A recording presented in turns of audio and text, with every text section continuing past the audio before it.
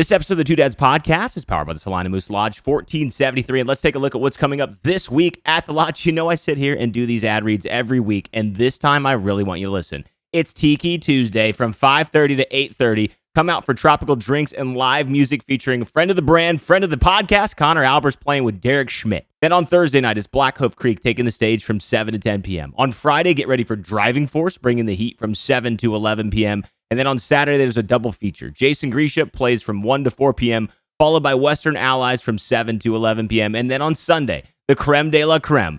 We're wrapping up the weekend with Haywired from 4 to 8 p.m., and it's all part of our Wranglers and Rhinestone theme party. So break out your boots and denim and hit up the Salina Moose Lodge for a lot of fun. And don't forget, one last reminder, if you're coming to Moose Stock, dock bids must be mailed in by August 6th. If you want your boat docked front and center, now's the time to lock it in, so don't forget and be left outside the party watching from the distance. This is your weekly lineup from the Salina Moose Lodge 1473. Great people, live music, cold drinks, and always a reason to come back. If you want to be a part of something special, something different, and something unique, join the Salina Moose Lodge today. Hello, and welcome to the Two Dads Podcast, episode number 24. Slick Willie to my left. How you doing, Bill? I am doing fantastic. How are you, buddy? I'm doing well. Well, if you're watching on YouTube right now, it's not quite Halloween, but we're all costumed up because we've got a very special guest here. Chris Siefring's in the house. You guys might know him as Spank. How you doing, Chris? Awesome. That's good. It's good to have you in the house, you know. We were excited to have you come on here because I've been seeing a lot on Gilbert Station. If you guys don't know about it in Burkittsville, we'll jump into that here shortly. Spoiler alert. It's a restaurant. Spank is the owner, and he has done some really fun stuff from the food all the way to the skits. He kind of mirrors a little bit of Two Dads, Bill. What do you think? I've seen his stuff on Facebook. I think it's hilarious. I enjoy the food as well. I know it's no free ads, obviously, but the guy's standing right here, and he paid me beforehand a little Smart. bit. Slipped me at 20 to give him a shout out. And no, we've been going there probably for 3 or 4 years. One of my buddies from St. Henry, shout out Brady Kramer, avid listener, bought a hat. Was like, you got to try this. He does something called No Cook Sunday. So he always snaps like his meal. He says No Cook Sunday, and like you were getting on there pretty repetitively. And I was like, where is that? That looks incredible. He's like, dude, Gilbert Station, you got to try it. So even my wife loves it. Riker loves it. The whole family loves it. So excited to have you on. Just a real first question I had for you before we even really get into it. Where the hell did the nickname Spank come from? My old boss at Mullenkamp Building, he said I look like Spanking the Little Rascal, so I was like, piss on it. I love it. It was better than my old nickname Ezel in high school. You ever watch the movie Friday? Yeah. The crackhead Ezel? That was my original nickname. So I'll take Spanky any day of the week, boys. Do you go back and forth between personality types? Do you go back to Ezel sometimes, or do you show up as Spank every day now? Has there been sort of a transition period, or where are we at, Woody? I don't know. Depends if I'm feeling thuggish. Downtown Burkittsville. Sometimes, I'll be honest with you, in the restaurant business, sometimes it does feel like you want to get a little thuggish. Sometimes you get a little attitude and stuff, but we really appreciate you coming here. We have a little bit of fun. If you guys are watching on YouTube, I'm doused in the best Captain America attire. Bill's got an OG Pickle outfit on, and then Spank's in his beautiful Woody attire. So you guys might want to check out this if you want to navigate or looking for an excuse to navigate from Spotify or Apple Music over to YouTube. Here's a good reason to check these boys out because we're looking at the big screen up there. We're looking good. Give them a little wave, boys. Hey, how are you? Well, you know, one of the reasons I wanted to bring you out here, Spank. Well, I tell you what, Bill, you brought up a story real quick about Spank. I got one too. My first Mercer County Fair. Okay, this is where I fell in love with the guy. Okay, I'm setting up. I have no idea what I'm doing. I'm down a business partner. I'm trying it for the first time, and it's about, I want to say 11:30 that night, and I had to fry fries for the next day. And Chris, Spank, you know what I'm talking about. Like, you're just grinding during fairs, and we'll get into fair season here shortly. I'm sitting there, and all of a sudden, I just hear a truck roll up, and my hatches are down. I lift it up, and like a majestic man in the night, could barely see his silhouette. The window rolls down, a cigarette looks out at me, and goes, "That's a fair, isn't it?" Just I love it. So we got a full circle moment here, but tell us about, listeners are probably in tune now. We got cool outfits and great background on Spank.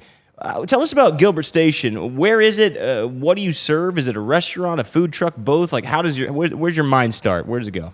It's in Burkittsville.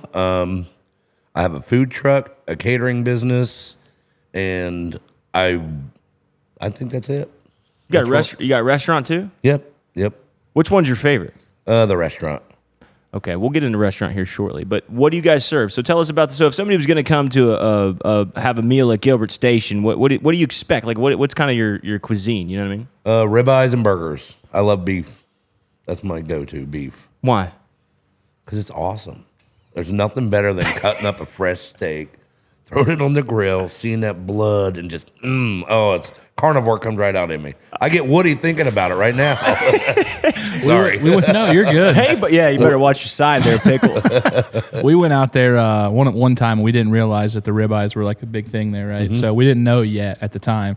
And I'm pretty sure I'd ordered my typical, which was just the Spank burger. We always get like the fried pickles. Yeah, what's or the Spank burger? I had it one time. I had it at the fair because I was dying of starvation, and you don't eat and take breaks. What's on a Spank burger? Texas toast, ghost pepper cheese, onions, American cheese, and our house-made Spank sauce. Oh my god, it's incredible. So that's usually what I get. We always get an appetizer. You guys got great appetizers there. And there was like a line for like probably half an hour, which isn't typical. Usually the food you get in there, you get in and out pretty quickly. But I don't remember what day of the week it was. Was it you doing on Thursdays or Fridays or whatever?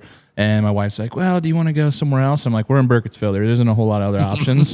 Shout out Wagon Wheel. I know you're right beside him. But where's Burkittsville? I'm sorry, I'm so naive. I so definitely if you go south of St. Henry, probably 6 miles south of St. Henry, right down 118. Okay. And it's literally in the middle of nowhere. Like it's out in BFE, right by Eldora Speedway, right between Eldora Speedway and St. Henry. Okay, so you're out toward Eldora. Yep. Yeah. Okay. So we went there, and I was like, she's like, sorry, if you're here for the ribeye, we're sold out. And I was just like, that's okay. I'm here for Spank burgers. I'm like, Yes. I'm good to go. It must be good if they're prefacing it at the table. Hey, if you're here for this, Yeah, no, sorry they did. about you. They before they sat us. They were just letting us know, like, we've been slammed, we sold out. So if you're waiting in line for this, like, you might as well just get going because there's none left. So What's your number one item? Just before we jump into some of these questions, we like to have a little round table. You know, we do chicken and fries. Bill, what would you say our number one item is? Is it probably the most popular is the tenders, but that just kind of is a preset for everybody. I would say that the hot dad's probably the most bought like sandwich. Like people love the hot dad, even though we had 9 All-American dads in a row this weekend. We sold 39 of them. Which is normally like 12 to 15. Yeah. Well, it was funny, right? So I'm there Saturday. These guys walking in from Eldora. They were all at Eldora. They're all wearing Eldora shirts and the race shirts, and they're walking by as country boys, right? Square toe boots. And Couldn't imagine that at Eldora, by the way. So if you guys are hearing this, thank you. And this is a good story. They walk up and they're kind of looking around, and I'm like, you boys look like you got an issue. And they're like, oh, yeah. And I said, yeah, looks like you're hungry, and I got the solution. Pull up. And he's like, all right, sorry, Josh, bleep that out. But Leave it. yeah, they pull up, and you know what? First guy orders is like, I'll take the All-American dad. I'm like, all right, Berkey, All-American, because you got to throw the ham down, get the cheese melted. There's an extra step, and he puts it down, goes through. His name was Cody. That was it. Next guy comes up, he's like, I'll take an All-American dad. I'm like, Berkey, another one. And you know how sometimes when it's busy, that just kind of throws you off your cadence. And he's like, I said, name? He's like, Rick James. I'm like, all right. So I type in Rick James, right? I said, Berkey, say that out loud. He's like, okay, I got you, right? Next guy comes up, orders it, and I don't remember what it is. It was like Jack Mehoff, right? The next guy. Oh, he's I'm doing like, like a Simpsons I'm like, thing. all right, do it again. Like all 7 or 8 of them ordered All-American dads, and other than the first guy named Cody, everybody named messed up names. Leroy Jenkins was one. I saw it in the POS. Yeah, Nice. 100%. Leroy? And we just rolled with it, right? So Berkey gets up there. First one, Cody. The guys are making fun of him, like, what a stupid name, right? It's Cody. He's like, wait for this one. He comes up. He's like, Rick James, bitch. Berkey just yells it out across like Boardwalk Fest. And I'm like, hey, dude, we're dads. It's a dad joke. Like, just let it roll. So he did it for all the names, right? Like, Leroy Jenkins. Like, did the whole slide of it. There's So, not a lot to look forward to when you're a sandwich artist at the back end. Yeah. You take pride in how much mayonnaise you put on it, how much you sauced it. The pickles are sitting up there real nice, and then yelling out some good names. But back to you, Spank. You said that the Spank burger was your number one. My question comes back to this though. Why do you want to open, and why Burkittsville? What you said you're in BFE? Why there? It's my hometown. I grew up there. I didn't expect it to get as big as it did. I was just looking for kind of a hobby. I loved cooking. Let's buy a restaurant. Great idea, said nobody ever. I could have picked any occupation in the world, and the restaurant business is a 5% success rate with like a 12% profit margin if you know what you're doing. You can get it up to 20%, but I love it. I wouldn't change it for the world because it's work. You have to work at it to succeed. What'd you do? What'd you do before the restaurant business? What was your, your dreams, ambitions before you kind of went the food path? I was a general supervisor, construction. Okay. Did a lot of hospital work, schools. Moving back to, what's your earliest food memory then that really stuck with you? Because you said you're in construction, and then all of a sudden you plop yourself into a restaurant business. What happened between that time period that got you from construction to food? Like, what happened that you were like, I'm just going to pull the trigger on a restaurant? I loved cooking. I love cooking on a fire. That was my go-to. I watched my dad do it for years, and that was like awesome. I loved to cook on the fire. So it's like, fuck it. I can't say that. Sorry. You can say that. It's fine. I don't know what it was. Something just called me. And, things in life bring you that way. So I think I'm destined to do something great in this business, and I ain't even started yet. So How many years have you been around? 44 now. Oh, the restaurant. I just fucking with you. 44, 8 years, going on 9. So you start the restaurant, everything's going good and smoothly, right? Yep. You started a food truck. What took you that long? We talked about this before. We're food truck, possibly go the other way, add a restaurant. Maybe, we look at that. What made you think, hey, I'm going to take this, I'm doing really good in Burkittsville, and take it on wheels? What made you decide to do that? I did a lot of catering at factories. I was like, I got to figure something out that's easier to bring the food there. So that's what my main agenda was. And I went to Tailspin one day, had a couple beers, seen a truck sitting out there. They're like, it's for sale. And I was like, well, shit, let's go. That was it. Yep. Would you classify yourself as someone who just kind of jumps and then figures out how to swim afterwards, or what's your mentality when you try to pick a new business? Like, do you think about it for a little bit? Where guide me through the process of how you kind of go into that. I'm a spur at the moment kind of dude. Like one day I get it in my head. All right, I got to talk my wife into it, so I got to take baby steps. But that one only took like 2 days to do baby steps. She's like, okay, let's give it a whirl. Took her back to Tailspin, got her 6 beers. That's it. Yes, right away. That's what we did. We got half crocked and said, look at this. We bought a food truck. The food can come with us? That's to go order. My question is, there's a lot of people that listen to this who are looking to start businesses. They're considering, it might not be the restaurant business. I mean, I don't think you sold it real well to them. 5% and then 12% if you know what you're doing. 5% success rate. I guess my question is, what do you have to say to someone who's sort of risk averse, coming from someone who is sort of like spur of the moment? You're inspired and you go for it. How do you walk somebody through to sort of taking a chance? Like you've been there before, or what kind of wisdom can you offer there? My biggest thing was I was tired of the 9-to-5 grind working for somebody. That was my biggest push. So you got to take that mentality, and that 5%, that's if you suck and you don't do your numbers. Yeah. You know what I mean? So if you know what you're doing, you can make a lot more than that. 12% of $1.3 million is a lot of money. So you got to take that aspect of it. But don't be scared to do it. Because anybody can do it if you work hard, you're honest, and you put in the work. It's possible. It's so possible. But you got to kind of do what you guys did. The Two Dads thing, that's the greatest catch ever. I mean, that trailer is awesome. It's catchy. And the food rocks. So it's not hard to succeed when you have all them wheels spinning. And that's one thing, you got to be a face in your business. And I try to be out there with that food truck to be a face because people want to see me. They want to see Woody. They want to see me talking. They want to see me, interacting. And that's the funnest part about the business. So I would say go for it. You just got to grow a pair and use your head, but it's totally possible. That's the same thing we go through, Bill. I mean, I guess conversely, I was a marketing guy.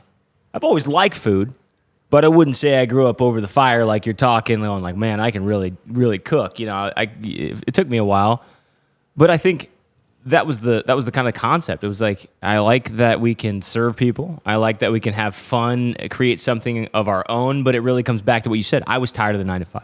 Mm-hmm. I think most small businesses and entrepreneurs go through that same process. Eventually they get sick of that boss. Eventually they get sick of that clock in. Eventually they get sick of the alarm clock.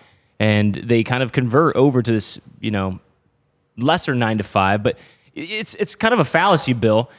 We work way more hours not being 9-to-5, but I think it's a freedom. I think it's a freedom that, hey, I got to do this tonight. Or, hey, I'm going to sleep in a little bit tomorrow. You sort of get the freedom of choice, and you can kind of work at your own daily leisure. Yeah, I was going to say you go from 9 to 5, 9 a.m. to 5 p.m., from 5 a.m. to 9 p.m. So you really just add that repertoire. But you really have to just fully commit, right? I understand what he's saying. I agree. You love it, you got to do it. But also, when your cook calls off or your waitress calls off or whatever happens, guess what? Spank's now working 12-hour days, 3 days in a row, because little Miss Susie decided to call in and go drinking at Country Fest for one weekend or whatever the case may be, right? So you have to do that. And then some days it just sucks. But you're right. Like, would I rather work 12 hours for myself knowing that I'm getting something at the finish line, or would I rather work 8 hours for this other guy and know that I'm just getting my $60,000 salary and that's all I'm ever going to get, and there's no true future minus a progression of management, and maybe you don't want to do management. That's a great point. And I think a lot of people here that probably resonates with them while they're listening. They might be on the verge, and if you are, like Spank said, you'll never get there unless you try. But one of the questions that kind of comes from me to that, I'm a marketing guy, okay? I started with marketing first, then learned food. It's a reason why our menu's so simple. Right? We don't have appetizers. We have tenders and 3 sandwiches. It was because I could barely fumble my way through that. You see what I'm saying? Like, I couldn't have a big menu because I don't know how to cook. Well, now, but back then, no. Right? You sort of were a wood fire kind of guy, and now you're doing all these marketing skits. So you went the opposite route. When did you realize that humor and part of your personality had to be a part of the business? I don't know. It's an easy way to get people through the door. I mean, I see billboards. I see everybody spends this advertising. The Whistle Stop spent thousands of dollars at Eldora this weekend. I was just as busy and didn't spend a dime besides putting this Woody outfit on, going out to the campground and driving around like a moron. So I was like, this is fun. It's easy, it's awesome, and it saves me a lot of money, you know. So that was when I kind of figured I have to do something to get your face out there, build your brand, let people know you're there. They're either going to like you or hate you. I think I'm 50-50, but I like the 50% that like me, and I'm going to get the 50% that don't like me to like me. So there's a big quote in the WWE, WWF, and wrestling, sports entertainment, like you're kind of talking about. If they're not cheering you or they're not booing you, you're green as grass, son. Don't matter. They're not coming to your restaurant. Even the people that boo, I'm sure we have booers and haters and stuff like that. It's how you navigate it. But it's as someone, I can say this, Spank, I work for a lot of big influencers. You do it well, man. Like, I give you the most credit here. You do a really cool and a very good job for saying you started at like a canteen and some sticks and some wood, because I watch your stuff, and I think one of the before I toss it to Bill, one of the things that really rings true to me is always authenticity. I don't care how many advertising dollars you spend. We've all heard that ad. Hey, you sitting there, welcome. Would you like this pill? Could I interest you in this gasoline? Come to this store right now, $4.99.99. Shop now, order now, swipe up. Like, you're just like, dude, I think people are fatigued on that, and I think the pendulum has gone so far the other way, right? In the beginning, it was the Logan Pauls and blah, blah, blah, and then they were just doing all these shop things, and then all of a sudden the ads came, and then all of a sudden now it's Ad Central, and you're almost just, if you look on Facebook or Instagram, you're kind of like, I'm so tired of this. That you almost are going back to this raw footage where a guy's crawling on the counter, drinking beer, looking at a big tenderloin. But I don't know, Bill, what do you think about all this? No, I think it's great. I think it shows that you do things the way you want to do. You don't necessarily follow society's guidelines on advertising. You know, you bring up the Whistle Stop, been in the Whistle Stop, no riffle, like the guy, like the place. But it's a good point on just because you think you need to spend thousands of dollars on, you know, radio advertising or Facebook ads or, you know, signs out at Eldora, whatever it may be. You look at the flip side, and there's guys getting creative, and the creative guys are the different ones that are kind of paving the way, right? Like, I mean, Mitch did it last year. You're doing it now. So it's important to just separate yourself and make yourself different, right? If you go to a line of food trucks at the fair, right? There's 10, maybe 7 or 8 or 10, right? There's this frozen shake-ups. There's your corn dogs, your fair fries, whatever. And there's that guy out front spinning a sign in a Woody outfit. Let's go check that out. And then you start looking at the menu. Boys. You start looking at the menu where they click Facebook. What the hell's Gilbert Station? What's this guy doing, right? You look, you're like, wow, that sandwich looks incredible. They got a ton of reviews. Let's try it, right? Like, it's just simple math, really. I mean, the more views you get, the more exposure you're going to get, the more follows. And then eventually someone's going to be like, where the hell's Burkittsville? Let's drive out there and try that. I think you do a great job. I genuinely mean that. I love your videos. I guess what I think about when I kind of consider these videos and the marketing, it looks a little deeper. You look like you're a pretty good performer. Have you always been like this, or did you learn how to perform for the brand? For the brand. Really? Yeah. Because this, you know, you just said like you had nicknames growing. You had to have some kind of personality, right? Like, were you always a jokester, a class clown in your school, anything? You know, deep down, my ultimate dream was to be a comedian on stage. And it's still not out of the question. I still really want to grow a pair and do it one time in my restaurant. I just have to have enough bourbon and a stage, and I'm good to go. Like I tell you what, and I don't want to say this on this podcast, it's one of my dreams too.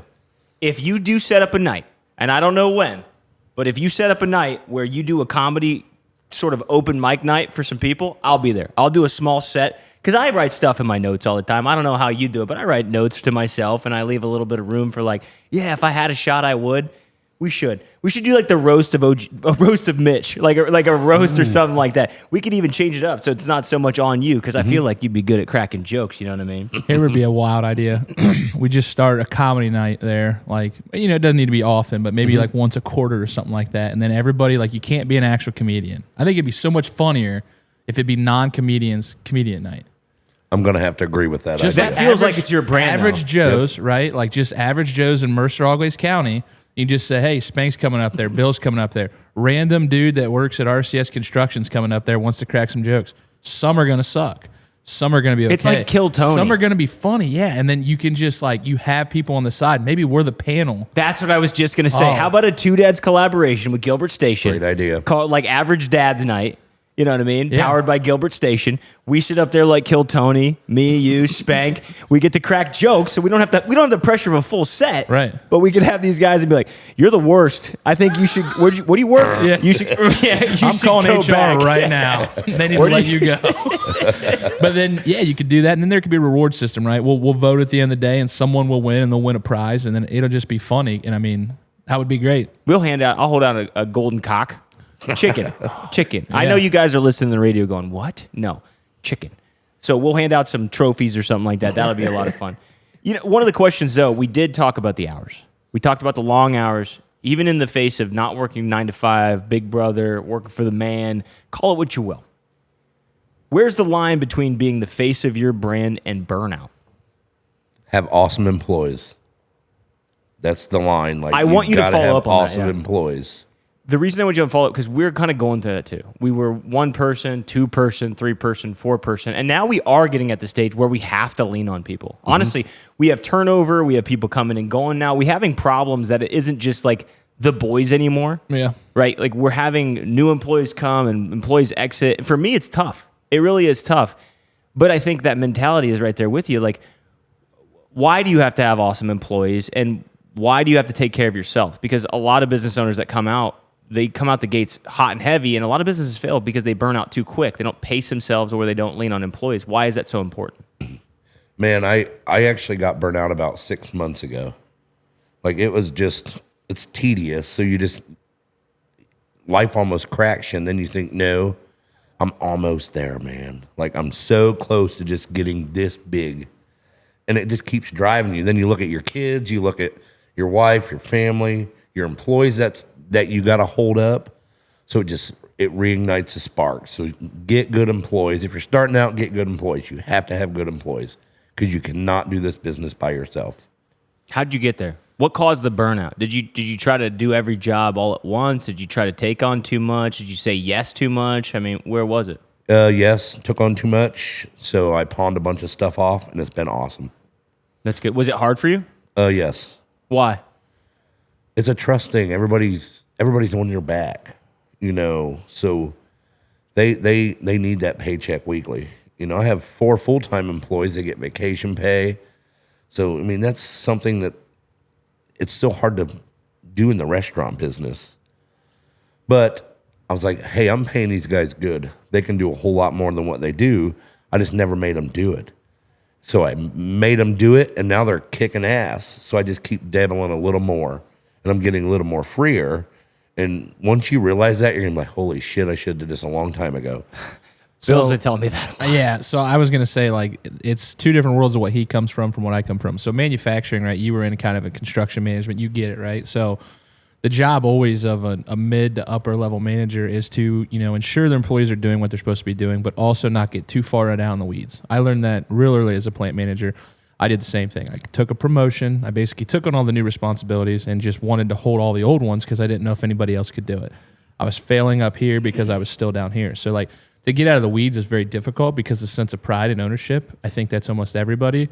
But one question I would have for you is those, employees that took on the load, did you see them grow as people and as teammates, or did they take it kind of as I got to do more for the same pay. Because I've seen a lot of times when you're able to empower those people, they take it with pride and they don't want to let you down. Like the true teammates don't want to let you down. They want to run with it and say, I got you, Spank. I got your back.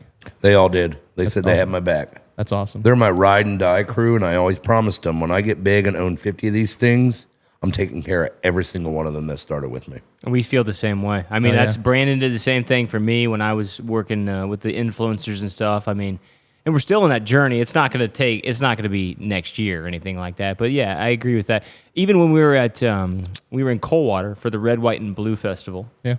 I was walking by to go to the restroom, and a lady goes, "Two Dads guy," which, yeah, hi, I'm Mitch. Nice to meet you. Some people call me OG Pickle. Hey, how are you? And Bill to my left. But she said, "Hey, Two Dads guy." And I said, "Hey, how you doing?" And she said, I can't remember her name. She said, "I love your food, blah, blah, blah." I said, "Oh, yeah." She said, "Yeah, you ever been to Gilbert Station or something like that?" I said, "Yeah, I love Spank." And she said, "I'm his lead bartender." But I'm not kidding. She said it with such pride. Mm-hmm. I have a little bit more context to what you're saying. Like, they'll follow you. And it's one of the things that I'm certainly getting better at and working on. I mean, it's your baby when you start. Year one, I mean, you just said in 7 years you finally let go, right? In year one, it's really hard because there's a lot of hours in it. There's a lot of ways you see the vision going. There's a lot of ways that you see even how a sandwich is put out or how it's plated or how this. I mean, when you're in this business, it's sort of sickening. You think about every minute detail, and especially having Bill here is even better because he can think about other things that I can't think about or don't have time to think about. But then relinquishing that to people who are coming from the outside in, I don't think it's like, for me, it's a trust issue. But it's a trust issue with myself because these people have proven time and time again that when they're given the opportunity, they keep taking at bats. And if they can't, you got to go. You know what I mean? And so for me, that struggle rings so true. It actually gives me comfort. Truthfully, that gives me comfort because Bill pushes me every day to relinquish, to give more because my personality A-type is like, this is what I got to do. But I'm realizing very quickly, especially in food trucks, and we haven't even talked about food trucks because I want to jump in that with you, how much you have to lean on your teammates. So if you're listening out there, we always say having a business partner is good. It's always easy to start a business with somebody else. I recommend it. If you want to go solo, great. You might have leaned on your wife or whatever, but investing in good teammates is going to be a clinical part of any business you start, no matter the industry. This ad break is sponsored by the American Cornhole Association, where backyard legends become official. Look, anyone can toss a bag at a plywood board, but if you want real cornhole, the kind with regulation boards, dual-sided synergy bags, and all-weather dry tech gear, then you gotta roll with the ACA. They don't just play the game, they make the game. Literally, they made the game and all the rules. Built in the USA, trusted by the pros, and approved by dads everywhere who still talk about the time they almost went pro. The ACA has your back. If you need a custom board for your wedding or just to prove you're better than your brother-in-law, the ACA's design team has your back, and they ship fast. And don't forget to use code 2DADS at checkout at playcornhole.org for up to 15% off your entire order. That's 2DADS at checkout at playcornhole.org for up to 15% off your entire order. It's the American Cornhole Association. Built right, made fast, dad approved. Yep. And we're back. So I'm going to ask you a question that might be a little bit out there, right? You have a lot of good things on your menu. You obviously love the ribeye. Obviously, Spank Burger's got to hit close to home a little bit. You're on death row, and I'm going to ask Mitch the same question, right? If you're on death row, you get one of your items. Not a meal, not a side, everything. You get one item. What are you having? Spank Burger. Spank Burger? Oh, yeah. Over the ribeye? Oh, yeah. Man. If I was in your spot, I probably would have said a ribeye. Two Dads has a lot more limited menu. Oh. One meal, and you can pick the fries. You can't pick a meal. You get one item. And I know that's not how death row works, but what would you go with? I would probably say, look, my gut wants to go hot dad because I just love a spicy sandwich. We got to, for those that are listening, it's a toasted brioche bun, butter right on the flat top grill.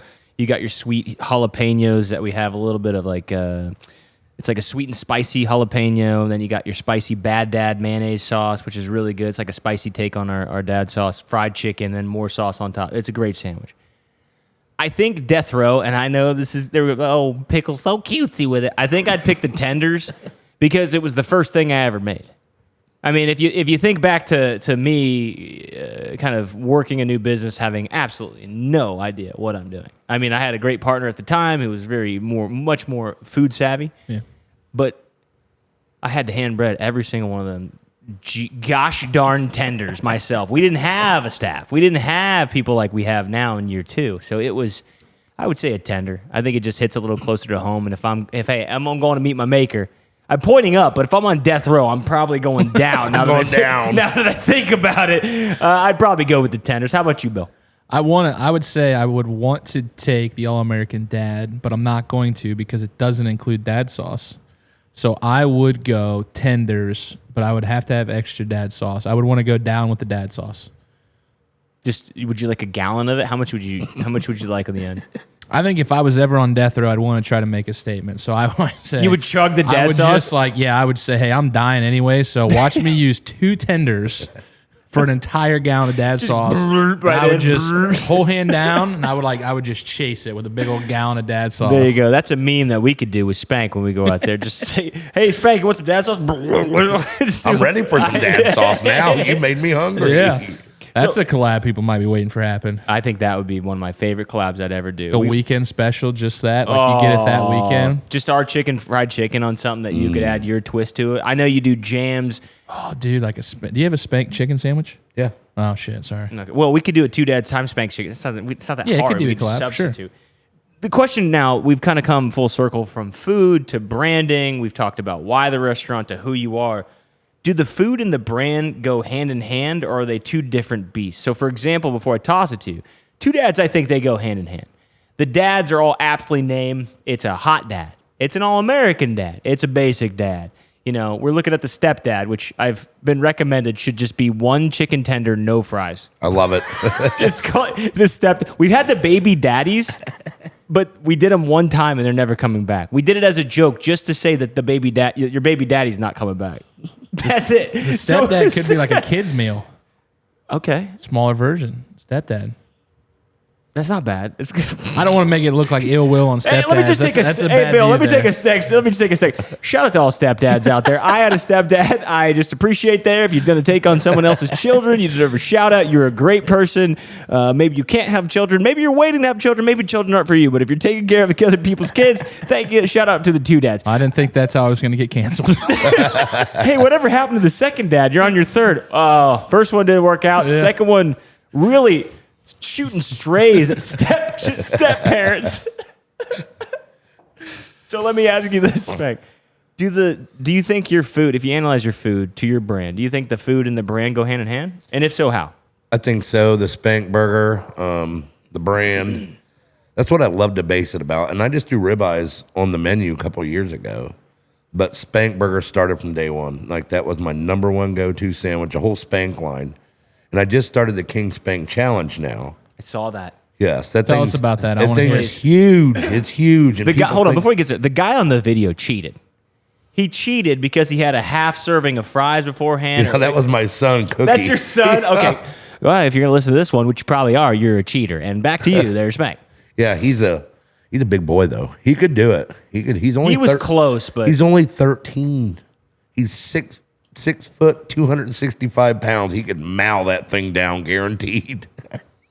hold on. If you heard the dead silence in my voice, because I'm usually a talker, he's 13? He's 13. Dude, you guys, we'll try to link 6 the video. foot, how much? 265 pounds. Jesus. Throw 15 more pounds and you got me. I thought Plus you an had like a inch. guest appearance of like a local linebacker. Like, Nope, that was here him, comes boys. Ohio Northern linebacker Michael Stackson. Here he comes to try the Spank Challenge. Tell him what it is, if listeners that are tuning in, if they feel like trying it. It's a pound of meat, 8 ounces of mac and cheese, a bunch of bacon, bunch of onions, bunch of mushrooms, tons of Spank sauce, 3 pieces of Texas toast, and a shit ton of fries. Oh my God. What's the reward? Like a T-shirt or something like that? High five, a crown. You get to take a picture. I'm going to put you on the internet. The whole shebang. It's enough for the content for us to try it, Mitch. This makes the Willow Challenge, and we love Logan. He was episode 6. So sorry. This is a challenge. Yeah. Logan's like 60 nugs, large fry, milkshake. You're over here like a mound of macaroni, 2 pounds of bacon, a whole pound of dude. Yours is I want to do the Willow one once, but man, that's a ton of food. Then people look miserable when they're done. They're like, it's like, oh. My friend DJ Terrence beat it, and he had like the 1,000-yard stare at the end. He wasn't even like he recorded it, and he's like dipping his fries in the shake and stuff to like get the shake down. I'm like, that's another collaboration. Far after the comedy show, us three will go do the Willow challenge. We're going to the Willow. Yes, I'm in. So yeah, other than that, what's your weekly schedule look like? Like life balance. You want to talk about, like how many days a week are you in the restaurant? Are you there? Well, are you open 7 days a week or? No, we're open 6 days a week, but I'm there 7 days a week. Okay. I mean, are you there full 8, 9 hour, 10-hour days every day or? No. Okay. Nope. Mondays we're there all day, but I get a lot of off time during the week. Okay. It goes back to good employees. So Yeah. I didn't used to have that. But what now was I that do. like? I have to ask you because for me, part of the progression of my life is I'm just trying to be a better dad. I'm trying to be a better person, a better friend, a better this. I've noticed the more I've been able to get out of the truck, and Bill's buddy, love you forever. He's trying to get me out of the truck more. What was that? What was it like not having that free time? I mean, did you feel parental guilt? Because that's a reality that will set into small business owners, whether they're ready for it or not. Sometimes you do have to spend more hours, and those more hours mean away from your kids, away from your wife, away from Netflix, away from a bubble bath. I mean, what was that like going through that in the first 6 to 7 years? The one thing I did do right out of the gate is I never work holidays. Never opened a holiday, never will. Mother's Day, Father's Day, closed all of them. And everybody's like, man, you're crazy. It's the biggest restaurant day of the year. But my family's more important. So I'm going to go that route, keep my health, keep my sanity. That helps out a lot. Not only that, just your employee. So my wife used to work, in the food industry. So getting those off for servers and bartenders and cooks where you normally would never, because, if you're in the food industry, you're usually in it for a pretty long time, right? That's like your specialty. So think if you're a cook and you haven't had a Father's Day off in 12 years, you work every Father's Day. You got to celebrate it on Monday, for Father's Day. And Spank's like, oh, dude, we're closed, brother. Like, you go enjoy your family. You know how much that would mean to that guy to go see his kids as opposed to actually being like a worker. So I respect the hell out of that. The Chick-fil-A not open on Sundays for religious reason, I think is also a huge thing. Cause again, Sundays people eat out all the time. So they will just destroy Chick-fil-A, but they just stand that line and say our biblical, views are more important than our dollars. And I think anybody that can have that, I have a tremendous amount of respect for. So I think that's really cool that you give your employees, obviously yourself, but I'm looking, from a manager to say, hey, you guys take the day off. You guys go spend time with your family on the holidays. And I think that would be good because, some people have to take vacation days on those days just to see their family. That's terrible. Sorry. But before I did the manager thing and pawned all the work off, it was hell. It was 100 hours a week. Like, that's no joke. It was all day, every day. And you did have the guilt, the family guilt. But luckily my wife was understanding. My kids were understanding. They're all involved with the business. So it made it a little bit easier. And I'm a fun dude, so I always had fun with them. Even when we're working, I'd screw around. I'd run the Dairy Queen, get everybody milkshakes. Just kept the mood light. I took it in stride, but now I'm going the other way, so I'm really enjoying that. And that's what you need to learn to do or you're going to get burnt out. That's exactly what I'm starting. I mean, I relate more than I thought to someone named Spank, but that's exactly it. Like, always keep it light. I always let the kids on the truck. I always let them drop a fry and then take their own fries after they made them. We try to do fun things. Riker comes on the truck with Bill. He's always sitting in the back with the boys. He loves it. It's long hours. I mean, I don't know how to tell people. Like, I don't want to rip this Band-Aid off, but like getting in your small business thinking you're going to open this boutique or this food beverage store or this whatever you want, widget thing. Like, it's a lot of hours. I tracked my hours one time, and I was like 90 hours one week. And I was like, this is insane. But you got to find that balance. And the sooner you listen to podcasts like this, where you learn to try to at least keep it in your North Star. It may not be obtainable early. You know what I'm saying? Like, that's a dream. Like, if you can get there earlier, sometimes it's not feasible. Sometimes you don't have the staff. It wasn't feasible at first. Like, I would have never made it. I would have never dug myself out of a hole. But now that I'm out of the hole, it really helps. You can do more things that way. So this is where wisdom comes in. And this is why we like to have guests on like Spank, who's going to tell you, like, look, dude, I did it 7 years. Could you have done it earlier? Like, if you now kind of know going toward the other side, You're 8 years in. Could you have done that in year 4? Could you have done it in year 3, 8, 7? Like, what do you think? Year 4, even year 3. I was like you. I couldn't not pawn off the work. That's what scared me the most. And I went to a Vegas restaurant show, sat in a bunch of classes, learned a ton. And that's the first thing they tell you is you cannot be an owner and be on the line and doing the dishes. It don't work that way. You'll never build your brand. You'll never build your business because you're working in your business and not on your business.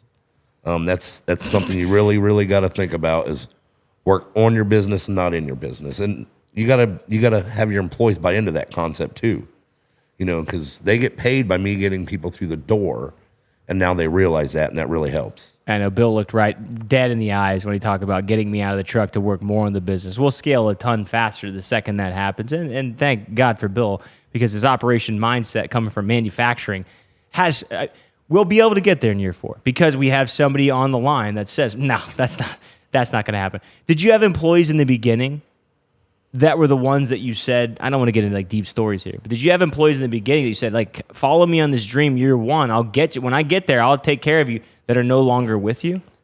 No, they're all there. Wow. How did you maintain that? Like, what did you do? Because that is such a difficult thing to do. I pay them good. They make good money. That's why my menu prices are where they're at. It reflects the pay, the benefits. But yeah, my turnover is very, very minimal. Very minimal. I have kids begging to come back to work. They go to college, come back, and that's what I love about this business. I can teach them so many life moments from the restaurant business that's going to take them on to the next step in their life. But no, they're all with me. I have some Emily, April, Wendy, Ashley, Christy, Macy. They're all ride or die. So they're all still there, and I hope they don't go nowhere. But I always tell them, you got to do what you got to do. And I'll never hold it against them if they need to find something else because I found something else. You found something. Everybody finds something else. But I just got to do my best to keep them there and keep them happy. What do you think, Bill? You always say, as far as the books, we don't talk about the books too deep. We pay our labor pretty well. It's one of the reasons that we have such a good staff. We don't have a lot of turnover, but thoughts on that? Yeah, I think as long as I wouldn't say our menu prices reflect what we pay. I told Mitch at the start of this year, I was like, brother, if I'm looking at the books from last year and I'm looking where we're going to be this year, we either do one of two things. There needs to be a price increase, which I wasn't a big fan of because I think $13 to $15 for a meal with fries of good quality food is right in the meat zone. It's not too low, it's not too high, it's right in the middle, right? But we pay our guys and girls that work for us really well. So we took that hit this year, and we knew that that's just going to reflect on the profitability a little bit. But again, we can't do it without them, and we know that. So we didn't budge on that dollar. We made that decision to say, no, we'll make less, but we'll pay more to not be, ownership greedy, I guess you could call it, right? So that's a big decision. And if you look into it, with inflation, we haven't been hit real bad on the books from, where we get our food from the chicken and everything else like that. It's been pretty flat. That was one thing I was worried about. Just food costs just up, down, up, down, up, down. And then 1 month you just get abused because you take all those price hits and, the way the books fall that month, it just didn't look good. So quick shout out to Karen, my stepmom. She's a panther. I mean, as far as she calls me every day, hey, I don't like these egg prices. I'm like, okay, what do you want to do? She's like, here's what you're going to do. I looked it up. You go to Walmart, you get 60 things of eggs, you get some buttermilk. Here's the ratio to mix it. Go. See ya. It'll save you $50 every order. I was like, okay. Like, dude, perfect. I know. You need to carry. But it's a testament to family helping in along the way. So, one question I got. What was your favorite Toy Story movie? Oh, one. Okay. Got to be one. I was just sitting here. I'm like, Woody, man. Every other one makes me cry. I don't like the other ones. They're so sad. One's definitely the best in my opinion. So chat in the when you guys watch this, you guys can roast us in there. We'll get a good clip of that. Did you say chat like it was Twitch? Dude, yeah, Bill's on my Twitch lately. Dude, this is incredible. So this is the fourth wall break. I'm gonna explain why he said chat. We do a live stream in the Twitch truck. You might remember I do operations, or Bill does operations updates. I do the tech updates. We live stream our full food truck. Nice. And we've had people done. So actually, I don't know if you know this. Salina Moose Lodge at Jim Monroe Day donated $4,000. They said, one of these donators said, feed the whole place. So we gave all our food away for free through this donator. But that wouldn't have been possible without the live stream. Nice. Yeah, so I tell people when they say what is the, you know, they always come in with this like over the top thing as if like we don't have Instagram Live or they haven't been on Facebook like seen them, like what is this live thing you've got here? It's like, well, it's just a service. It's owned by Amazon and you live stream. And I always tell them, it's like, imagine if you could watch Gordon Ramsay, you know, cooking some food and the TV talks back. Hey, Gordon, what are you cooking? Shut up! You know, quiet back there. Yeah. So I've gotten used to it though. Like it was weird for me at first. Like I did it. We did a March Madness stream with Mitch, and that was the first time I really got, you know, into his following that he has on Twitch, and you know all these random names, right? Like Spank would be a good one. Spank would be a great one. Spank commented this. Who the hell's Spank? And he's like, oh, that's my buddy from California. I'm like, all right, thanks, Spank. And I want to call him his name, right? And I can't because I don't know who the hell it is. It's all aliases essentially.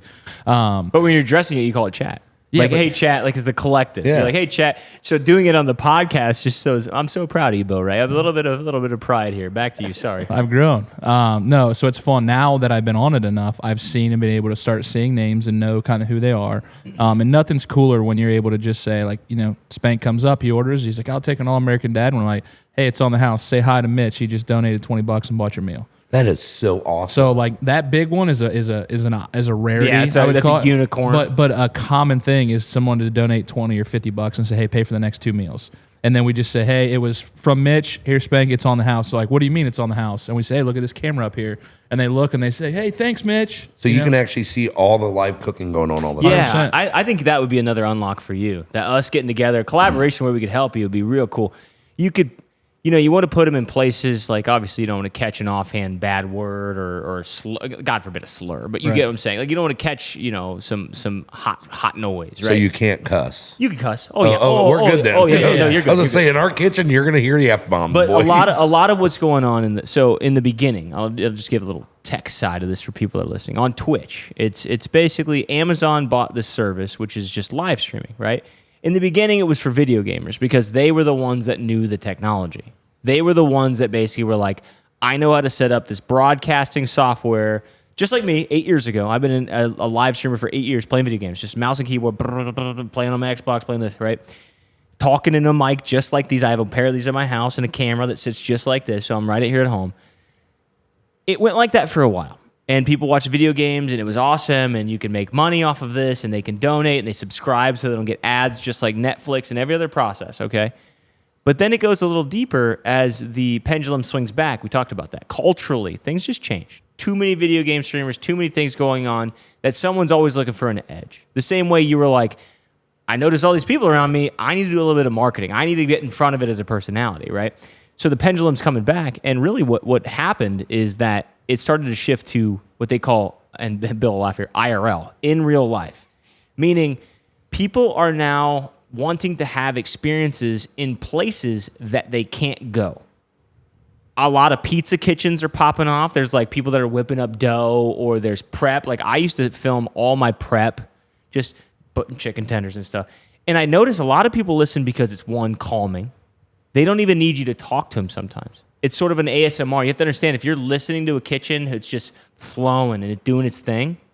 People just kind of listen to it. They enjoy it. They relax to it. And then the other side is, if you're feeling spicy and you're having a good day and you got some energy, you go right up to the camera and you say, hey, what's going on, Bill Ray 24? How you doing? And Bill's like, I raised my hand as if he's in the room. He'd be typing on his keyboard like, hey, what's going on? And then you just have a conversation. And so that kind of rapport is really cool. And I think you would be so good at it. And it just takes a cell phone. I actually bought a tripod to try something like that, but I'm just trying to figure out who the hell would want to watch somebody batter chicken tenders all day. Dude, I said the They've same obviously damn never thing. done that their entire life because we bred all of our own at the restaurant. I don't want to watch it. So even with that, I agree. I said there's no way someone's going to want to watch us in this food truck. So Mitch was live one event. I pull it up on my phone because I was like, let me see what's going on. And this was at the start, and it was only like 16 people, 20 people. I got off hour and a half later, checking out how the boys are doing. Right, I like popping in. Hey, what's up, Rich? You know, whoever. And it was like 57 people are watching. I'm like, 57 people are watching you take an order, talk to Rich and Berkey, and just take money. He's just run the POS up front. So then I got on at the one event, and I still had like 20 people watching me. And I'll say Mitch definitely, you know, they like Mitch more than me just because they know him more. I get on there. There was like 20 people watching me. They're just chatting it up. They're like, hey, what's up? Hey, you're Bill. Well, yeah, The you're super Bill. fans. Where's Mitch? Blah, blah, blah. And I said, Mitch has a day off finally. He finally let us not have him here. Like, oh, that's awesome. Good luck today, guys. It's cool as hell. And I said the same thing.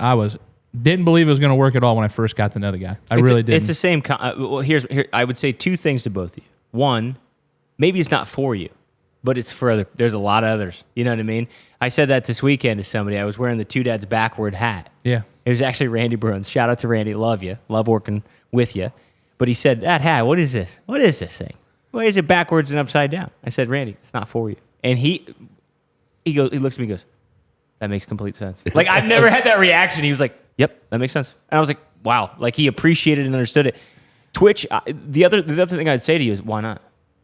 Okay, if you don't believe in it, fine. But there are people that will watch. And two, it's almost another potential revenue stream for people that just want to hang out, support you. And it's another inclusion of the brand beyond just this 8 to 20 second moment that took all this time to film, and they're taking a poop and they're watching you spank, crawl across the counter. I heard that one wrong. You're taking a poop and watching you spank. That's what I heard. I was like, I don't know about the whole bathroom thing. I'm pretty sure that's illegal. They're laying in bed and they're watching you spank, crawl across, and it's 8 to 10 seconds of their time. Done. The reason the podcast exists, and I don't get too nerdy, but the reason the podcast this is 40 to an hour and 15 minutes of people's time each week talking about Two Dads, talking about local business, that's a lot of time. It's a lot more than a 30-second reel, right? And the second thing is we on Twitch are on for like 6 to 8 hours sometimes. I mean, that's a lot of people's time coming and going. Some people stay the whole time. To me, if I was to give you advice just from someone who's built some big brands, that's the next step. You have to find ways to integrate beyond just the poop time or the in bed time, and it allows these avenues of new fans, younger and sort of outside of the normal Tri-County area that probably already know of you, to kind of interact. And we're seeing things too now that we've exposed it to Salina. There's people like Brooke from the Moose that comes in, and Jamie from we are seeing people from Salina convert over and be like, hey, it's me. Hey, it's Alex. I'm your number one. And so nice. the super fans come and watch too. So then that's available. They want to spend more time with you. And I would love that aspect of it, because you could teach so many things without even teaching them. Just watching me cut my steaks in the morning, cutting the tenders up. There's just as much work when the doors aren't open as there are. Even with the food truck, you guys know that. There's probably more work when the doors aren't open than they are when it's... Because it's easy to sell chicken tenders after you have them prepped. Nobody sees that 14 hours you just put in to sell them for 3 hours. So that's another thing about the pricing too. People got to remember is there's so much more work to a food truck and a restaurant, and that's why your prices are where they're at. Because that's labor. That's your time. That's your family time. That's got to cost something. You know, people don't have businesses and do things for free. I mean, that's just, I put a delivery charge in my catering thing, the best thing I ever did. Had one group bitch about it, but I'm like, you guys are manufacturers. You charge somebody to come and pick up this product and drive it down the road. Why the hell are you bitching that I'm bringing you something? Yeah, Bill, talk about that. We're changing the mentality too. We always said, and I want to toss this to Bill because he's doing great work over here. I asked him the question one time.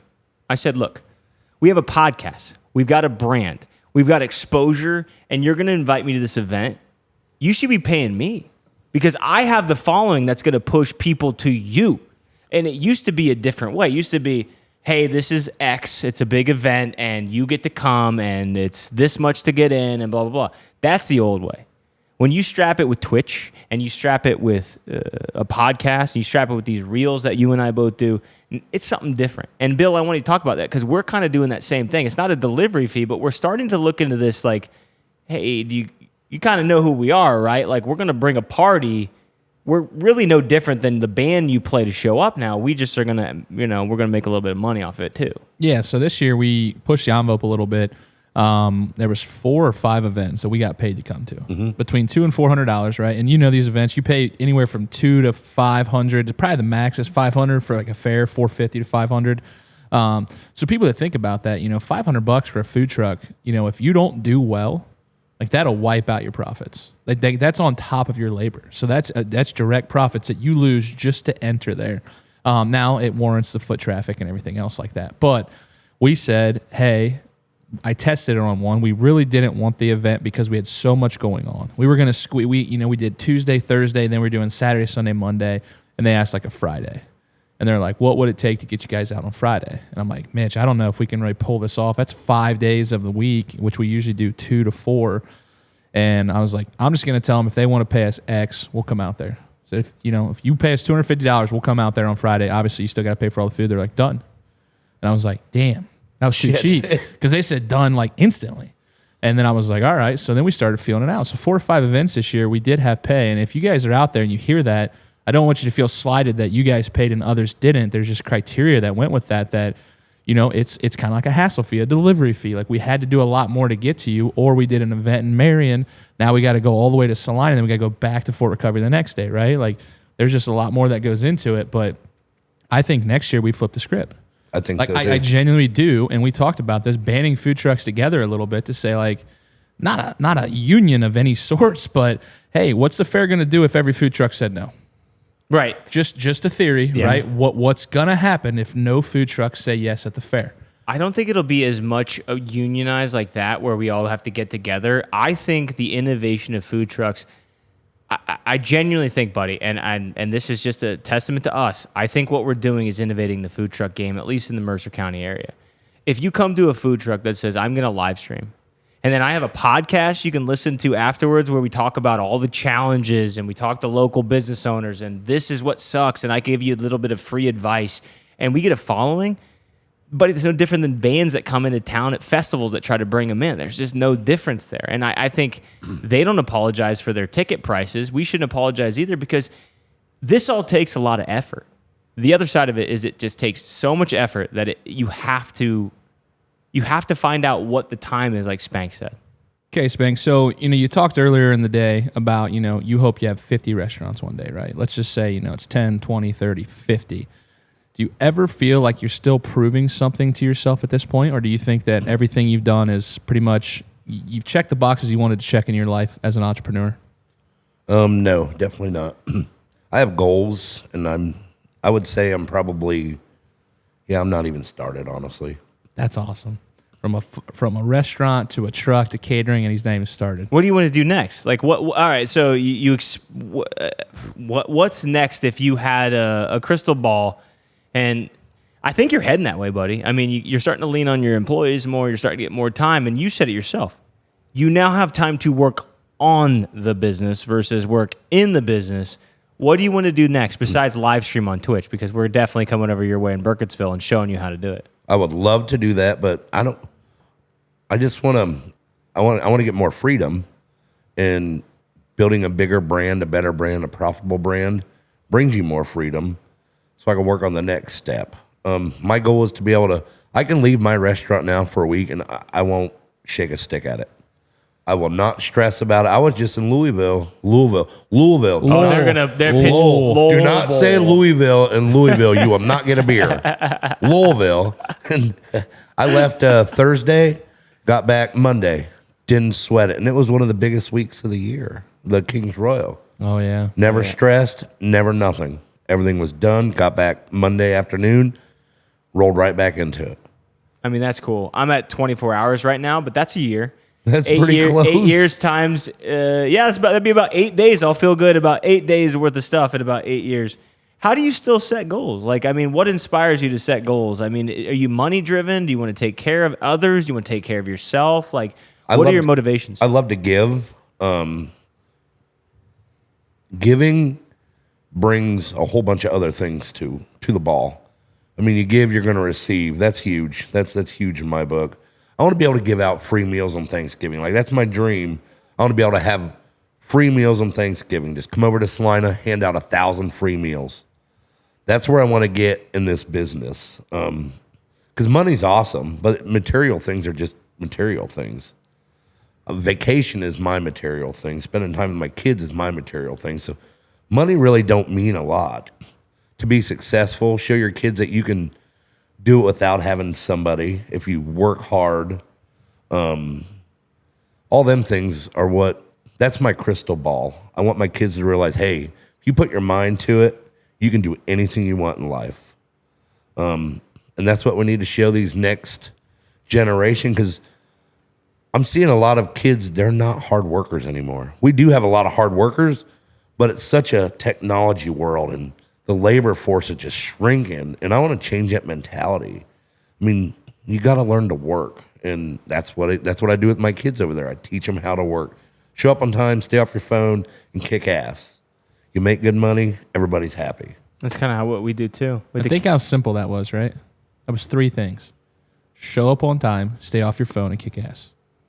When you break it down in the grand scheme of things, think how easy that job is. Now, don't get me wrong. I know there's going to be angry customers, and you're going to mess up orders. There's stuff that goes into it.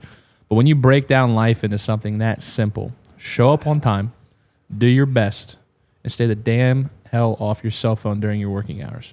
Can you put your cell phone down for 4 hours till you break? I know you can.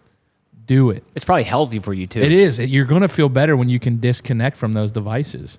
So it's something that simple that I love how you break it down. And it's just, hey, you got a 4-hour shift. You're working 4 to 8. I need you here for 4 hours.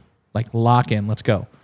And then how accomplished they'll feel at the end of that shift to say, like, damn, like I made $60 in tips and I didn't mess anything up. And look how good I did. And look how happy the customers were. Fun fact about Josh, our editor, was in town. He's the one that edits all the Two Dads podcasts. Shout out to Josh. He came into town. He was talking because he runs all the laptops on his like side gig for like a local school, and he's like, dude, you wouldn't believe these kids. They don't even know how to, like, if it ain't on a laptop connected to the internet, they'll never find the information. They will never know how to do an encyclopedia. They'll never know how to do a dictionary. They'll never know how to do this. So I think what you're doing is admirable. I think we're in the YouTube culture, boys. We're in YouTube is now it's sort of regulated, but it's an unregulated new television. And where we grew up with these regulated programmatics, where we had this and it had to answer to the TV and the FCC and blah blah blah. Now you're just watching. You know, my kids they're bringing a whole array of stuff. Sometimes I'm relieved when it's Minecraft, right? Yeah. And we're disconnecting them like crazy. We don't even do YouTube in the house, mostly because their dad worked in the deepest part of YouTube, and it's like, dude, I know the dangers of that. So, yeah, I think that's a lesson to behold when we get into that as we get younger. We don't have a lot of younger staff right now. We sort of lead on the wisdom of older staff, but it might be because it is hard to find younger work. What does success look like for you on a daily? Like, what's a good day for you, and then maybe what's a good week for you? If my arrow's green, it's a great day, because I've had a lot of red arrows. Just my daily gross sales, labor, I track all that daily. So if it's green, we're good. Yeah. But honestly, if I can make it to work, everybody's happy when we go home, everything gets done, checklists are done, that's a great day. What's a move that cost you money and put you in the red?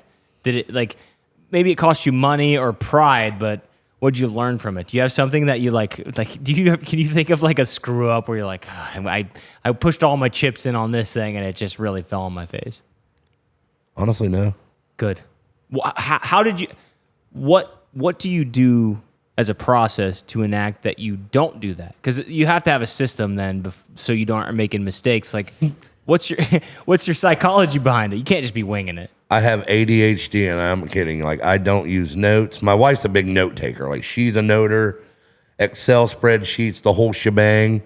Have Post-it notes, Sharpie written notes on beer boxes, and knock on wood, I never forgot a catering job. And God forbid, I don't know how the hell I've never done that.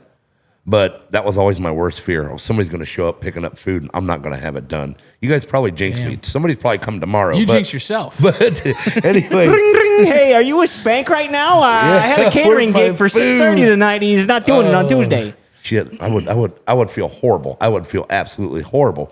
But now I got organized, and that's gaining more freedom because I'm not bouncing around everywhere like I just did cocaine off a hooker's ass.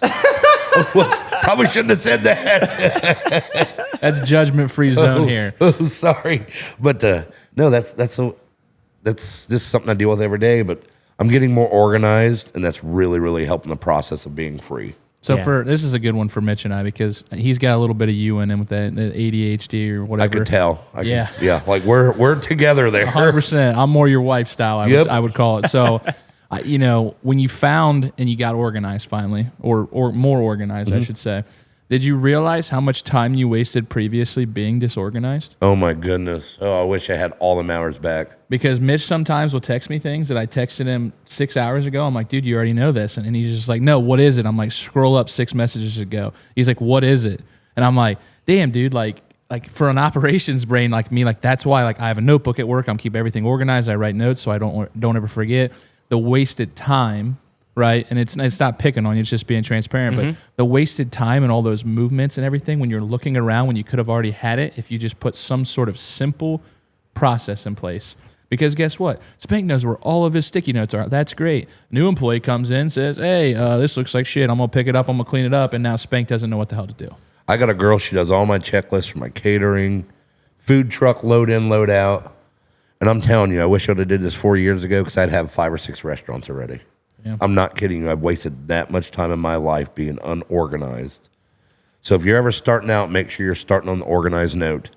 Because I have a feeling we could probably talk about this really long because I seen you at the fair that first year. You look like a kid with a deer in your headlights. Like, holy shit, how am I going to do this? Dude, 100%. I felt awful. I was like, I almost thought about sending people over to help you because I was like, I felt bad for this dude because he's working his nads off. Like, he just, boing, boing, boing, boing. And I was like, oh, man, I hope he makes it. So I came over. I talked to him a couple times. You checked on me I'll be honest calmed him with you. down. I was like, this kid's got it. Like, he's got everything was there. Like, all the components, you were missing a wheel.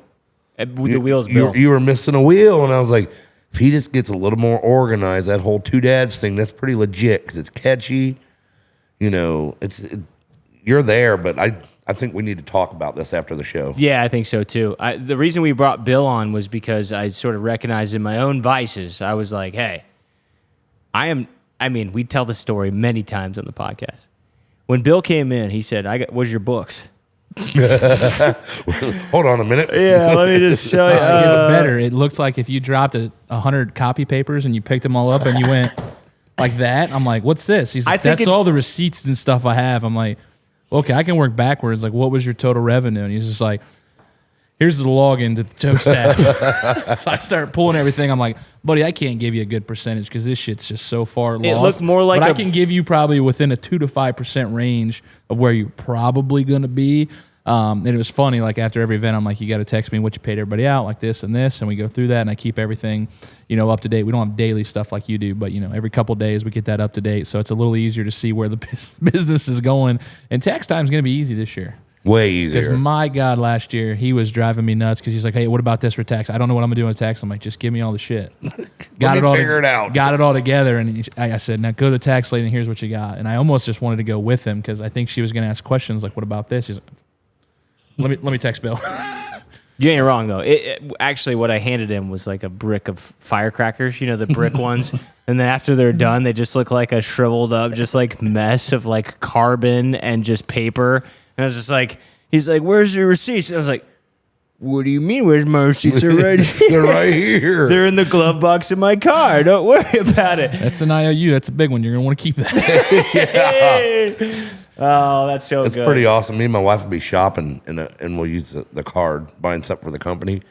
You should see how fast she grabs that receipt out of that lady's hand. Now I do. She is not allowed. I'm not allowed to touch it because I put it in my pocket. It's going through the washer. It's landing it up on the floor. It's on the dresser. But no, it's awesome. I can't wait to see. The good news is, all right, as we spin this story back into positives, I recognize it though. I recognized early through a lot of just like failures and trial and error and just kind of realized like I've always been a good type that says like I'm not good at this. I need to find somebody who's good at it. And in our case, I didn't even find this. Bill messaged us and was like, hey, I like your brand. So I'm attracting guys like that. And then now we have a very successful brand. I think, not to be in a competition, but we might get there a little earlier than you because of kind of learning some from the wisdoms and stuff. And I think the takeaways from this is great. The one question before I get to our favorite part of the night, unless you have something else, Bill Ray. No, go for it. Okay. If Spank gave a TED Talk, what would you talk about? What would it be about? Like if you were up on stage, somebody flew you out to, I don't know, Los Angeles to just talk at a conference, what topic of discussion would you bring up about your restaurant? Oh, about the restaurant? Oh, Or the food truck, either one. Like, what would you want to teach people about? a recipe card. Like, that is the number one thing in a restaurant. You need a recipe card. You need to know exactly what's going on the plate, how much it's costing you, down to the labor, the propane, the little sheet, the tray cover, the 2-ounce cup. You need to know exactly, because otherwise you're just giving money away. And that's when them restaurant owners that only make the 5%, 6%. You start watching all that, you're going to get to the 20 to 25% range. That's probably what I would talk about, because that's where I screwed up the first 4 years. I made money. I didn't make a ton, but I made money because I just had numbers. I had a bunch of people coming through the door. Yeah. Do You want to talk about the ketchup quick? Why don't you talk about the ketchup? So the ketchup, I looked at the books last year, right? This was the biggest thing. And I'm, trying to make things easier, not, quicker in the truck. We take a lot of pride in our ticket time. We added a third body that we didn't have last year, but we need it because of the volume now, right? Someone's got to do POS buns, someone's frying, someone's building sandwiches. We're getting stuff out 2 to 3 minutes. Quick, which obviously grows your top line. So I asked Mitch. He always puts these little, I know they're at like Chick-fil-A and places like that. Like Raising squeezable Cane's, ketchup, like but in squeezable the- Heinz 57 ketchups. Ooh, I Yeah. bet you didn't have that planned. Yeah, so no, God no. So he has all these ketchup. He puts one in every basket. I said, why do you put it in every basket? He's like, everybody loves ketchup. I'm like, I don't use ketchup. Not So on I- chicken fingers, not No, good not ones. on chicken fingers. No, you have the dad sauce. You have honey mustard, barbecue, whatever you want. So that's taken care of. There's fries. I get it. But I'm dipping fries in some of that other stuff as well. So I was like, look at the cost ratio of this to squeezable big 64-ounce bottles that they can do that. He's like, well, kids are going to use 8 ounces of ketchup. I said, great. You're going to save more. Even if they used 5 times, we're still saving money. And that's assuming everybody Uses ketchup. uses ketchup. And if you look down at that, we probably use 2 bottles a day. Yeah. Probably 2 bottles a day. If I went back through there and said we serve 600 people at 17 to 25 cents for one of those damn things, I used to throw them away. When I'd come to your food truck before, I'd throw it away. I would never use it. And we've looked at that and we went back and everybody's like, can I get ketchup? Yep, it's right there on the table. Go ahead and serve yourself. And guess what? Is that ketchup packet enough for anything? Hell no. Now they get the right amount of ketchup that they want, and they might overuse. We're saving a ton more money all the way down to the ketchup packet. So always look at the details. Spank is on top of it. If I can say one thing about the ketchup, and if you guys are listening at home, I just have one thing to add. It's time for our game show. Spank, are you ready to play the Two Dads game show? It's our favorite game show. We play it every week. Are you interested in playing? My lawyers say that I have to ask you if you will submit and commit to this game show. Are you interested in playing? Absolutely. All right, this game segment's called Spank or Tank. I made it just for you, okay? All right, Chris. It's time for a rapid-fire game called Spank or Tank. We're going to throw out some wild ideas, food truck concepts, promotions, or fair season nonsense. If it's something you'd actually do, or at least secretly love, say spank. And if it's a trash, cringe, nightmare fuel, that's a hard tank. So spank, you love it. Tank, you don't. Bill, you're sitting out on this one. This is just for spank. Sorry about that. Are you ready? So spank, you love it. Tank, you don't. Are you ready? Yep. I'm going to fire them off at you now. Okay. A cereal-only food truck open at midnight. Spank or tank? Tank. Drive-through karaoke night with wireless mics handed through the window. Tank. Emotional support goat booth at your fair setup. Spank. Costume Tuesday. Your team wears different themes each week. Pirates, superheroes, or farm animals. Double spank. Hot dog milkshake. Vanilla ice cream blended with chunks of hot dog. Ooh, tank. Gilbert Station loyalty cards. 10 punches equals a Spank-themed costume rental. Spank. Sponsoring a local Little League team and showing up in costume to coach third base. Ooh, spank. Sauce roulette. A customer spins a wheel and gets a surprise dipping sauce with their meal. Spank. A chicken tender wedding package. Full catering plus tuxedo aprons. Tank. Spank After Dark. A nighttime version of the truck that plays 90s slow jams. Love it, spank. A local Spank Off. A contest where fans dress like you and compete in a skit battle.